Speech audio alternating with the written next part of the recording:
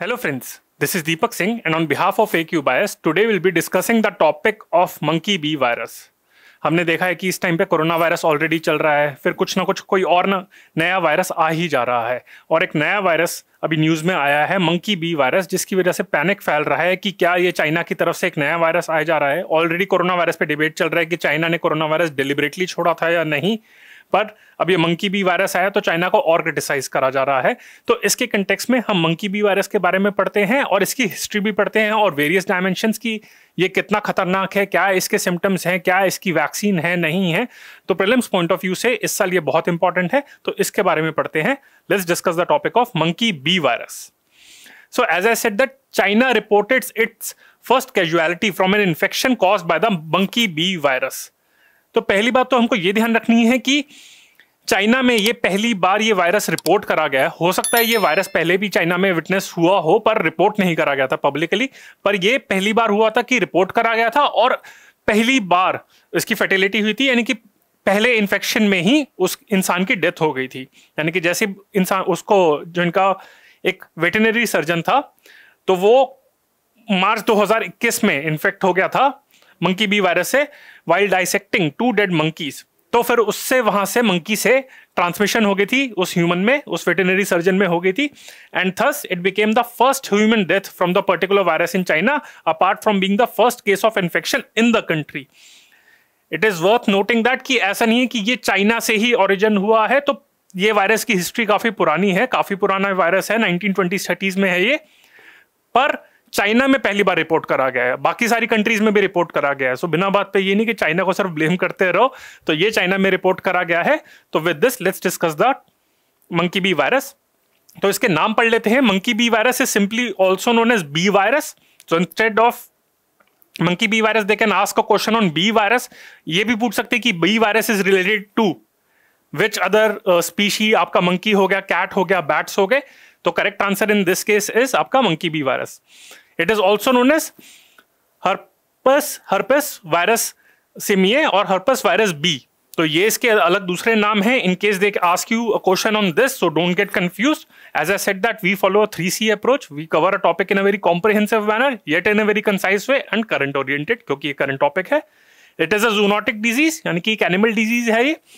The virus is an alpha herpes virus, exotic in macaque of the genus Macaca. तो ये आपका, and the B virus is the only identified old world monkey herpes virus that displays severe pathogenicity in humans.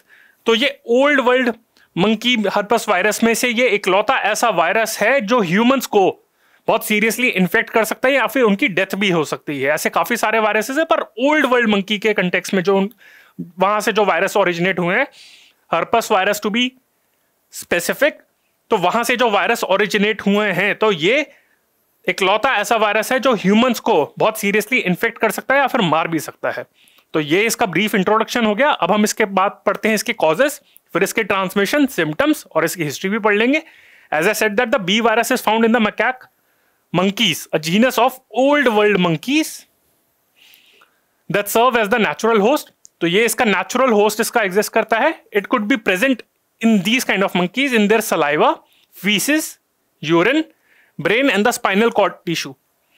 तो यहाँ पे एक और MCQ बन सकता है, वो ये भी पूछ सकते हैं कि कौन से बॉडी पार्ट में, यानी कि इन monkeys के यहाँ पे प्रेजेंट रहता है, और इनफैक्ट ये ह्यूमंस के नर्वस सिस्टम को भी काफी बैडली इफेक्ट करते हैं। तो ये ध्यान रख लेना कि नर्वस सिस्टम से रिलेटेड है ये, ह्यूमंस के भी और मंकीज के भी। The virus may also be found in cells coming from an infected monkey in a lab. तो ये भी हो सकता है कि एक मंकी को एक लैब में रखा गया है, एक उसके सेल में यानी कि एक केज में रखा गया है, और गलती से अगर एक इंसान ने उसको टच कर लिया उस केज को, तो उससे भी फैल सकता है ये। तो ये आपके इसके कॉजेज हो गए। अब इसकी ट्रांसमिशन की बात करते हैं। The B virus is transmitted through either direct contact of a human with an infected monkey or an exchange of bodily fluids of monkeys. तो ये है या तो डायरेक्ट कॉन्टैक्ट हो गया या फिर बॉडीली फ्लूइड्स। अगर इसको डिटेल में पढ़े, so the humans get infected if they are bitten or scratched by an infected monkey, or they can get infected by touching the monkey's tissue or fluids on broken skin or in eyes, nose or mouth. तो ये भी हो सकता है कि यहाँ पे अगर मेरी यहाँ पे बॉडी पे अगर छोटा सा वुंड है, यहाँ पे स्क्रैच है, तो यहाँ के जो मंकी के जो सलाइवा है, उस इन्फेक्टेड मंकी का जो सलाइवा है, अगर वो मुझे टच कर देता है, वहां पे मेरी किसी बॉडी ओपनिंग में चला जाता है, या फिर आईज से हो गया, नोज हो गया, माउथ हो गया, जो बॉडी की ओपनिंग्स होती हैं, तो यहां से भी अगर सलाइवा अंदर चला गया बॉडी के अंदर तो भी इन्फेक्शन हो सकता है।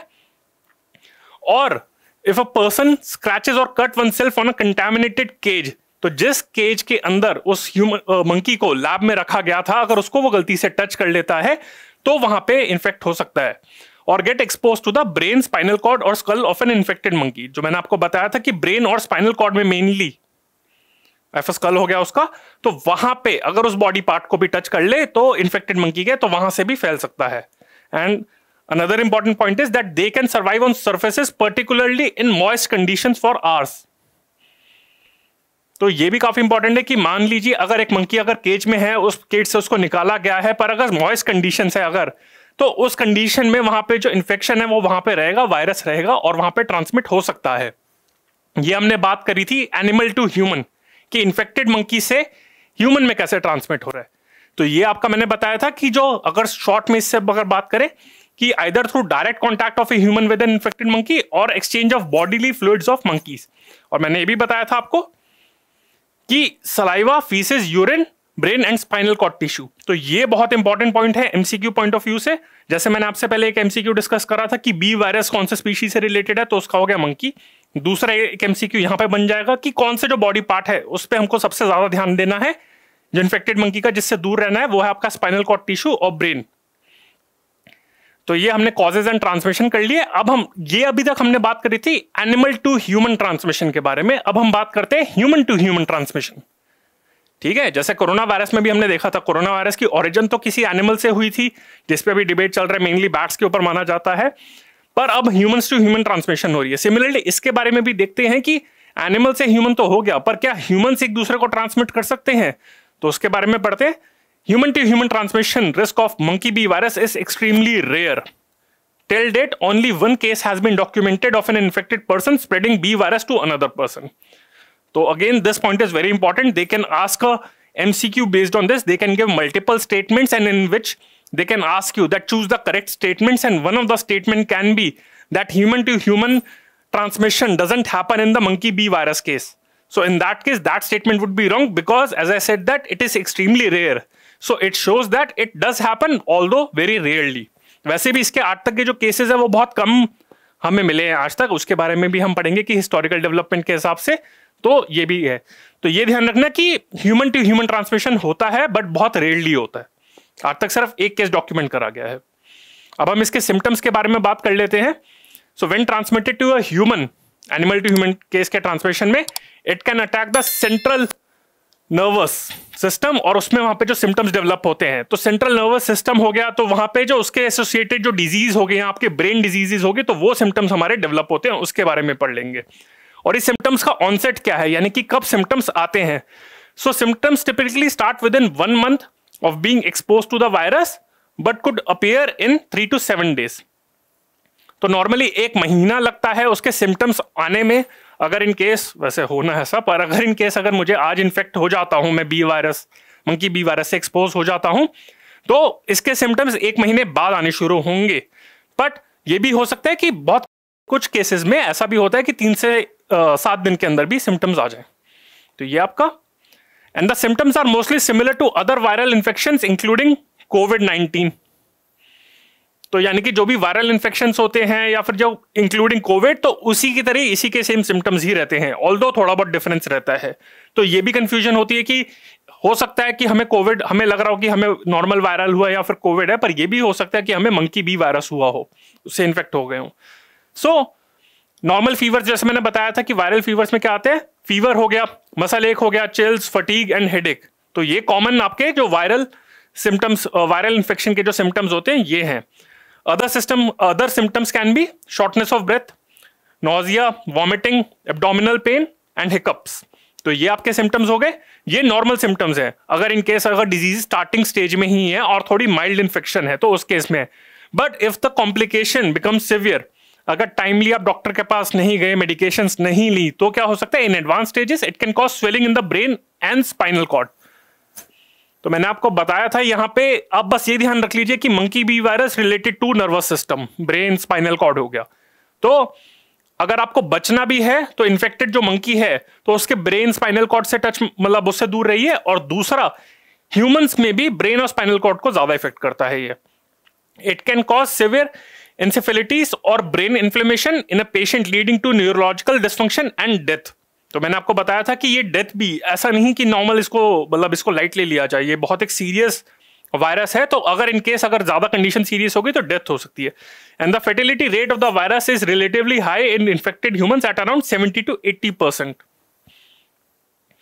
तो अगर वायरस को अगर टाइमली अगर नहीं डील करा गया, अगर इन्फेक्शन को टाइमली डील नहीं करा गया तो 70 to 80% केसेस में यानी कि डेथ हो सकती है।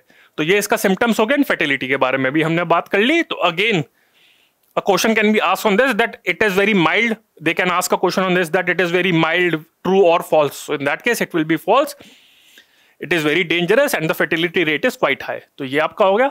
अब कौन से जो लोग हैं इस पे काफी जो रिस्क पे हैं इससे, so people who are in the veterinary surgeons, animal care workers and lab workers handling monkeys। तो इसमें कोई एज ग्रुप के कंटेक्स्ट में ऐसा नहीं है, कोई भी इफेक्ट हो सकता है, बट मेनली वो लोग जो मंकी से डील कर रहे हैं लैब में या फिर आपके वेटनरी आपके प्रोफेशन में हैं, एनिमल केयर वर्कर्स हैं जो उनके राइट्स के बारे में है, तो वो जो डील करते हैं, अगर मतलब मेनली वही है जो वो लोग जो मंकीज के साथ ज्यादा डील करते हैं, उनके साथ टच उनका रहता है, तो वो लोग ज्यादा आपके हाई रिस्क में आते हैं। यहाँ पे एज डिफरेंस का ऐसा अभी तक कोई डेटा नहीं है कि छोटे लोग या बड़े लोग, उनके बारे में ऐसा कुछ नहीं है, ना कोई रीजनल डिफरेंशिएशन है। अब हम इसकी ट्रीटमेंट और वैक्सीनेशन के बारे में भी बात कर लेते हैं। So there is no vaccine for the monkey B virus. ये बहुत इंपॉर्टेंट पॉइंट है। They can ask a question like whether there is a vaccine available for this. तो प्रिवेंशन के लिए ऐसी कोई वैक्सीन नहीं है। सो ट्रीटमेंट कुछ है and the only available treatment is, vaccine आपको प्रिवेंट करती है कि आपको हो ही ना, पर अगर इन केस आपको हो जाता है तो उसके लिए वैक्सीन नहीं है। The only available treatment is antiviral medicine. So main यही है कि अगर आपको मंकी बी वायरस आपको होता है, अगर आपको थोड़े भी सिम्टम्स आते हैं, तो बेस्ट सजेशन इज आप डॉक्टर के पास जाइए और जल्दी से उससे इलाज करवाइए अपना। सो डॉक्टर्स का भी एडवाइस रहता है कि if you are bitten by a monkey then wash and gently scrub the wound with soap or iodine for 15 minutes. Run water over the wound or area for another 15 to 20 minutes and seek medical attention immediately. तो again यही इसका important point है कि अगर timely intervention हो जाए, तो बच जाएंगे। डॉक्टर के पास जल्दी जाइए। जहां पे भी आपको लगता है कि अगर मंकी ने बाइट करा है तो वहां पे अपना उसको क्लीन करिए एंड डॉक्टर के पास जाइए। ज्यादा डरने की बात नहीं है। और अगर हम इसकी टाइमलाइन के बारे में भी बात कर ले, क्योंकि ये भी एक क्वेश्चन पूछ सकते हैं कि that was the first case, जो चाइना में अभी केस आया था कि इन्फेक्शन का और डेथ का। सो वो पूछ सकते हैं कि this was the first case in the world, but that was the first case in China of infection as well as death. But अगर हिस्ट्री देखें तो ये नया वायरस नहीं है। इनफैक्ट चाइना में नहीं, पहले भी और कंट्रीज में भी हो चुका था ये। The virus was first identified in 1932 and as of now, as per US CDC, only 50 people have contracted the B virus since its identification. तो हो सकता है कि केसेस काफी ज्यादा हो, पर अब तक सिर्फ 50 केसेस ही आइडेंटिफाई करे हुए हैं। And out of this 21 people have died from monkey bee virus. The last identified case of a human bee virus infection occurred in 2019 with the last known fatality occurring in 1997. तो 2021 से पहले जो last death हुई थी monkey B virus से वो 1997 में हुई थी। एंड लास्ट केस जो हुआ था जिसमें डेथ नहीं हुई थी वो 2019 में हुआ था। ठीक है, तो friends, with this I have completed the topic of monkey B virus. I hope you liked it. If you liked it then please press the like button on the channel, on the video, and share it with as many friends, and subscribe to the channel of AQ Bias. And before ending the lecture, I just want to make an important announcement that we are launching, AQ Bias is launching its foundation batch from 21st of July, and this will cover general studies, essay, as well as CSAT. And under this, 800 hours of classes will be provided for pre as well as mains, and this will include 80 hours of current affairs classes. तो 80 घंटे की current affairs की classes provide करी जाएंगी। And apart from that we are also launching our optional batches for history, geography, PSIR, that is political science and IR, sociology and public administration. So friends, we are also present on various social media platforms like Facebook, Instagram, YouTube, and Telegram. So do subscribe to us to get the latest updates. And friends, with this, I would like to end the lecture. Thank you so much. Bye.